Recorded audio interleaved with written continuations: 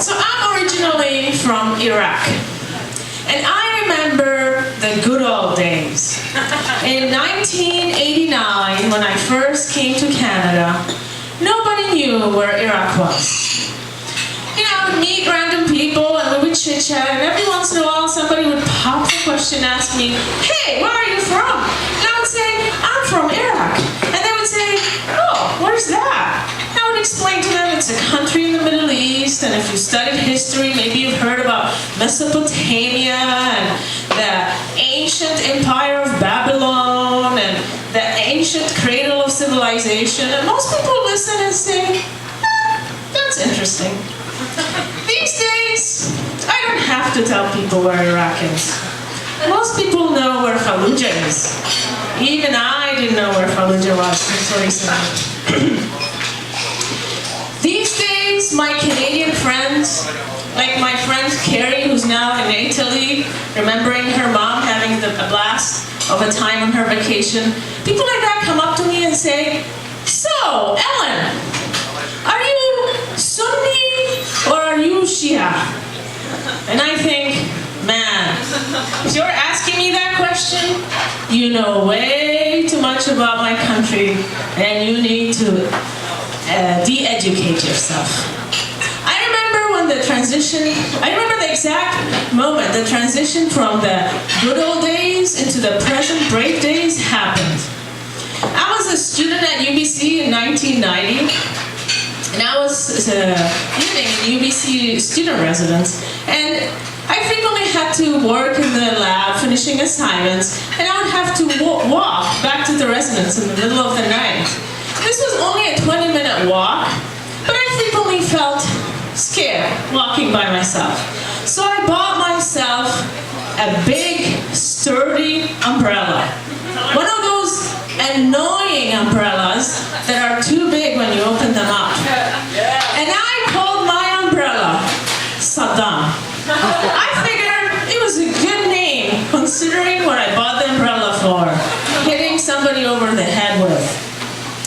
And in the 1990, around the same time, US started the first war on Iraq, and now Iraq was on the news all the time, and they were reporting how Iraqi terrorists are going to come and do nasty things in North America. And late one night, I was standing in a bus station, leaning against Saddam, when a tall, big guy with big muscles came and was standing in the back of the bus station, and we were chatting in a friendly way, and then he popped a question. He said, "Hey, where are you from originally?" And I said, "Iraq." And the man looked horrified, and he took several steps back, and then he put his hands on his head as if he was expecting somebody to hit him, and he said, "Oh my God." And I thought, hey, this is cool. I can make a big guy like shake with fear. It's amazing that a woman can do that. And that's when I had the realization that I have acquired a superpower. Superman can fly like a rocket, Spider-Man can crawl on walls, and I, Ellen Gulam, have a superpower which I called the Iraqi zapometer. I could have so much fun by telling people I'm Iraqi. I could make them gasp, shriek like little girls, run away, scream, choke on their food. I could strike the fear of God in their hearts. All I have to do is tell them I was Iraqi. Thank you, George Bush Sr., for bestowing these superpowers on me. I have used them well. Well, most of the time. Every once in a while, my Iraqi zapometer would malfunction, and strange and bizarre things would happen. Let me illustrate with an example. My coworker Steve and myself were sent to go to a workshop in San Jose, California. And Steve elected to sit on one side next to a pretty girl, now sitting on the other side, when a very hippie-looking dude came and sat next to me. He had a ponytail and Birkenstock sandals, and he was wearing clothes that looked like he had made them himself. And, you know, he chatted in a friendly way, and after a while, he said, "Hey, so where are you from?" And I thought, well, I never waste a chance to have fun with my superpower. I'm Iraqi. And the most strange and bizarre thing happened. The man looked at me adoringly and said, "Wow, you are an amazing woman. I can't wait to get to know you better." And I was just flabbergasted. I don't know how to function without my superpower. This is totally strange. So I decided I'll go to the coffee station and try to regroup myself. But Hippie Dude followed me. So I introduced Hippie Dude to my coworker Steve. And Hippie Dude shakes Steve's hand and tells him, "Man, you are lucky to be working with this amazing woman." And Steve got a smirk on his face and, rolled his eyes and said, "Yeah, working with her is interesting." And for the next 5 days, Hippie Dude made sure he was always sitting next to me, looked at me adoringly, and paid attention to everything I said. A simple hello from me was a divine word of wisdom. I could say, "Hey, I had a croissant this morning." He'd be like, "That is so awesome. You eat croissants like us. That is great." By the end of that workshop, I was in tears. I'm like, I can't take this anymore. Somebody help me. So my Zappometer wasn't working, so I was trying to use mind control. And I thought maybe if I stare at my coworker Steve, maybe I can help myself. So I would look at Steve and I'm like, "Please help me, come sit next to me." But mind control didn't work. Steve went and sat next to the pretty girl and ignored me. From adoration to revulsion, I've experienced the full spectrum. But there were moments that made it all worth it. I was on vacation in Jerusalem, in Israel, and I was on a public bus, and we were driving through the city. And there was an elderly woman sitting in the seat in front of me. And she was wearing a headscarf and a long skirt that is traditional for Jewish women who come from Eastern countries.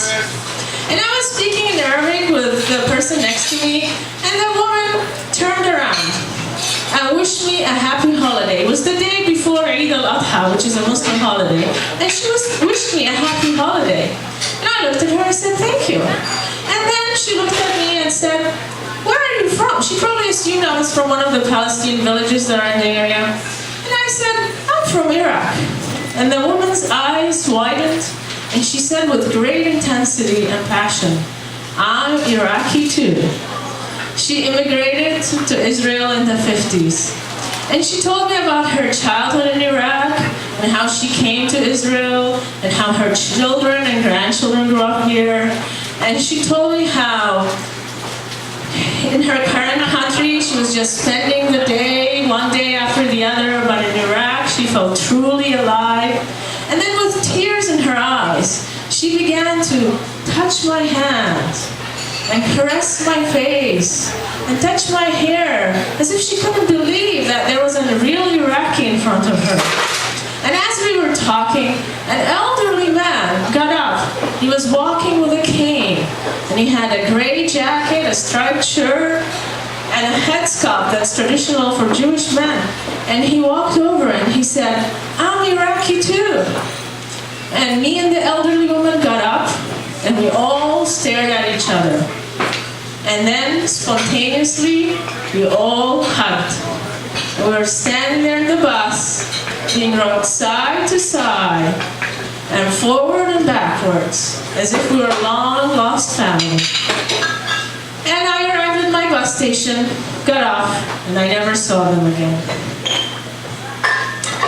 Recently, I lost my Saddam, the huge umbrella, I mean.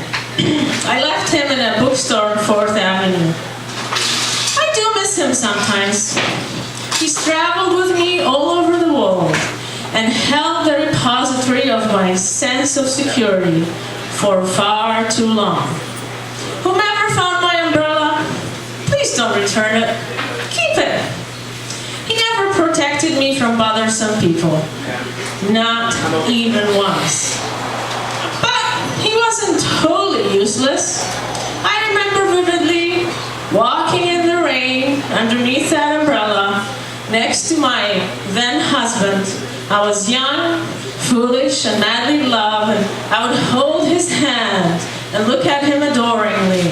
And he would tell me something about world events or his work, and I would admire every word. I can still hear the rain tapping on that umbrella. Sometimes an umbrella is just an umbrella. I have no regrets.